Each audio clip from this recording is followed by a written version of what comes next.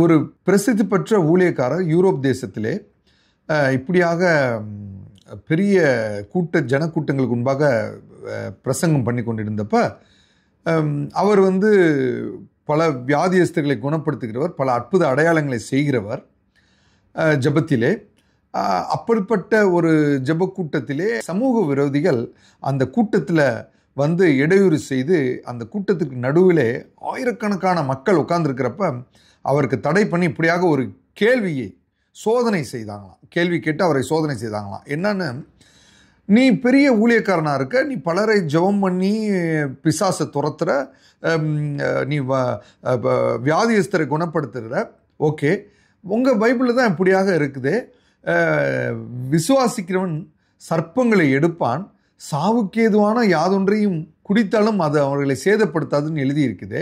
அப்படின்னா நீ விசுவாசிக்குதானே, இந்த விஷத்தை நீ குடி, நாங்கள் இந்த விஷத்தை எடுத்து வந்திருக்கோம், இந்த விஷத்தை நீ குடி, உனக்கு ஒன்றும் ஆகலைன்னா நீ விசுவாசி, நீ பிரசங்கிக்கிற இயேசுவை நாங்கள் ஏற்றுக்கிறோம் அப்படின்னு சொல்லிட்டு ஒரு கேள்வி கேட்டு அவர்களை சோதனை பண்ணி அவரை வெட்கப்படுத்தும்படியாக, அவரை ஒரு ட்ராப்பில் ஒரு சூழ்ச்சி செய்யும்படியாக அவர்களை இப்படியாக ஆயிரக்கணக்கான ஜனக்கூட்டத்துக்கு முன்னாக இந்த கேள்வியை கேட்டாங்களாம்.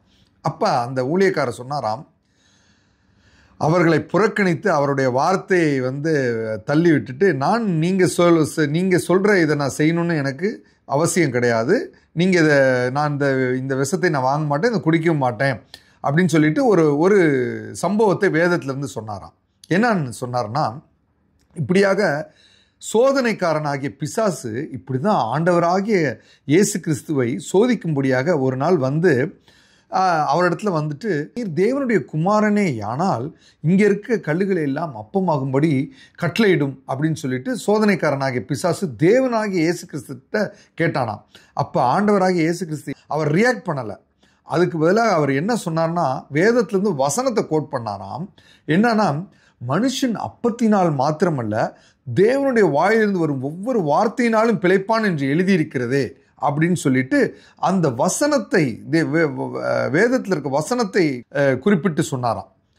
அடுத்தபடியாக திருப்பியும் பிசாசானவன், அந்த சோதனைக்காரன் திருப்பியுமாக அவரை, ஆண்டவராக இயேசு கிறிஸ்துவை தேவாலய உப்பரிகை மேல், அதாவது டவர் மேலே எடுத்துட்டு போயிட்டு சொன்னானா, நீ தேவனுடைய குமாரனே, ஆனால் இங்கிருந்து கீழே குதியும் அப்படி, ஏன்னா உங்கள் வேதத்தில் தான் எழுதி இருக்குதே, உம்முடைய பாதம் கல்லில் இடராதபடிக்கு உம்முடைய தூதர்கள் அவரை கொண்டு ஏந்திட்டு போவாங்கன்னு எழுதி இருக்குதே, அப்படின்னா நீ கீழே குதி, தேவனுடைய குமாரன்னு சொல்லிட்டு சோதிக்கும்படியாக சோதனைக்காரன் தேவனை சோதிக்கிறான் இல்லையா.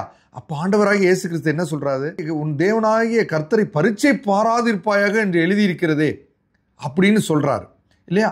அப்படியாக ஒவ்வொரு சமயத்திலும் தேவன் அப்படி சொல்லிட்டு கடைசியாக ஒரு இடத்துல என்ன சொல்றாரு, அப்பாலே போ சாத்தானே சொல்லும் பொழுது உடனே அங்கிருந்து அவன் போயிடுறான். அதுபோல தான் இன்றைக்கு நம்மை சோதிக்கும்படியாக, நம்முடைய சூழ்நிலையில் நம்மை சோதிக்கும்படியாக சோதனைக்காரன் எந்த உருவத்தில் வந்தாலும் நம்ம அதற்கு ரியாக்ட் பண்ணணும்னு அவசியம் கிடையாது இல்லையா. மாறாக அதை நம்ம அவங்கள அவாய்ட் பண்ணிட்டு நம்ம வேத வசனத்தை அந்த இடத்துல அறிக்கையிட்டாலே போதும். அதுதான் வசனம், அதுதான் நம்மளுக்கு முன் உதாரணமாக நம்ம ஆண்டவராகிய இயேசு கிறிஸ்து நம்மளுக்கு காண்பிக்கிறார் இல்லையா. எந்த இடத்துலையும் நம்மளுக்கு தர்க்கம் வேண்டாம், எந்த இடத்துலையும் வாக்குவாதம் வேண்டாம், விவாதம் வேண்டாம். இப்படிப்பட்ட சூழ்நிலையில் எந்த இடத்துலையும் வாக்குவாதமோ விவாதமோ வேண்டாம். அவங்க சொல்றதை செய்யணும்னு அவசியம் கிடையாது. பிசாசானவன் தந்திரமாய் நம்ம ஏதாவது சோதிக்கும்படியாக அப்படி கேட்கும் பொழுது நம்ம அதுக்கு ரியாக்ட் பண்ண வேண்டாம். மாறாக அதுக்கு வசனத்தை ரிசைட் பண்ணலாம். No need to react. அதுக்கு பதிலாக வசனத்தை ரிசைட் பண்ணலாம், வசனத்தை அறிக்கையிடலாம் இல்லையா. அப்போ இயேசு கிறிஸ்து செய்த மாதிரி நம்ம அந்த இடத்துல வசனத்தை அறிக்கையிடலாம். இப்படியாக வசனம் சொல்லுதுப்பா அப்படின்னு சொல்லிட்டு இல்லையா. ஆக அதுதான் அந்த ஊழியக்காரர் செஞ்சாராம்.